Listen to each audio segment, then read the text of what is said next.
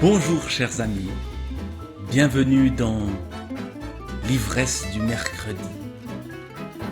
Je vous propose désormais un rendez-vous que j'espère hebdomadaire.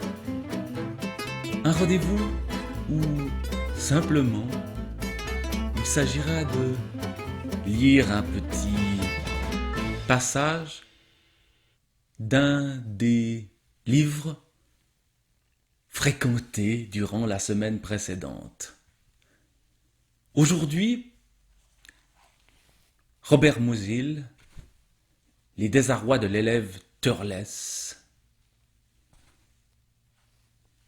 Voici la description par ou du point de vue de l'élève Turles, d'un de ses camarades, et particulièrement des mains de ce camarade Beineberg. Beineberg, montagne de jambes.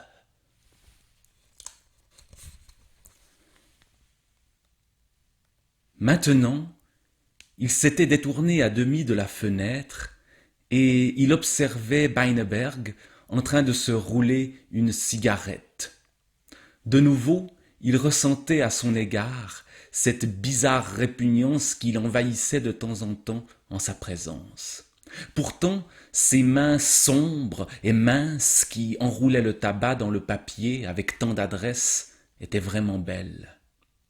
Des doigts fins, des ongles ovales, bien bombés, une distinction incontestable qu'on retrouvait dans les yeux noirs, dans la maigreur élancée du corps.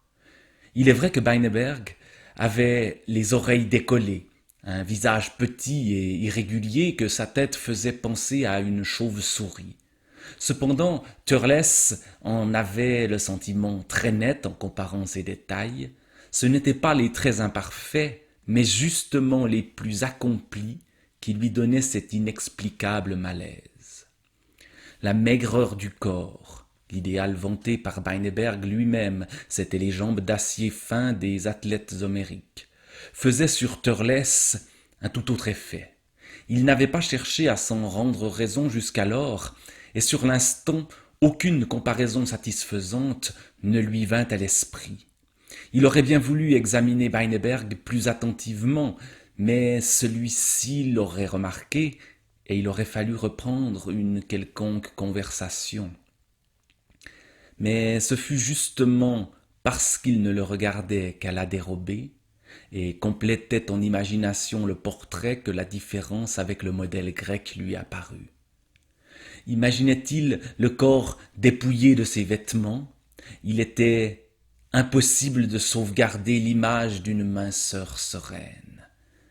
Aussitôt des mouvements agités, tortueux, lui apparaissaient, avec ses membres tordus, ses épines dorsales déviées que l'on retrouve dans toutes les représentations de martyrs, comme dans les parades grotesques et les foires. Les mains aussi, qu'il eût dû pourtant, semblait-il, associer aux gestes les plus élégants. Il ne pouvait les imaginer qu'agitées, tâtonnantes, et c'est précisément sur elles, qui était ce que Beineberg avait de plus beau, que se concentrait sa plus vive répulsion. Elles avaient quelque chose d'obscène, c'était le mot, et il y avait également quelque chose d'obscène dans ce corps qu'il ne pouvait s'empêcher de lier à des mouvements de dislocation. Mais d'une certaine façon, c'était dans les mains qu'il semblait que cela s'accumulât pour en faire rayonner comme le pressentiment d'un contact qui faisait courir sur le corps de Turles un frisson de dégoût. Il fut lui-même déconcerté et un peu effrayé par cette découverte.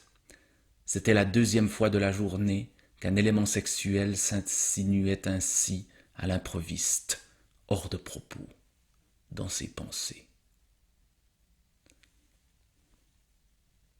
S'inscrit déjà un peu la suite de l'histoire, une histoire d'attirance des corps adolescents, mais aussi de répulsion et de violence dans ce petit passage des désarrois de l'élève Turles de Robert Musil dans la traduction du poète suisse Philippe Jacoltet, ici aux éditions du Seuil, collection Point.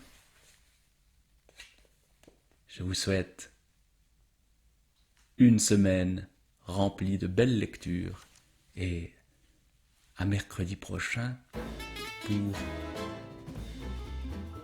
un extrait que j'aurai lu cette semaine, peut-être un autre extrait de ce livre-là, peut-être autre chose. L'avenir nous le dira.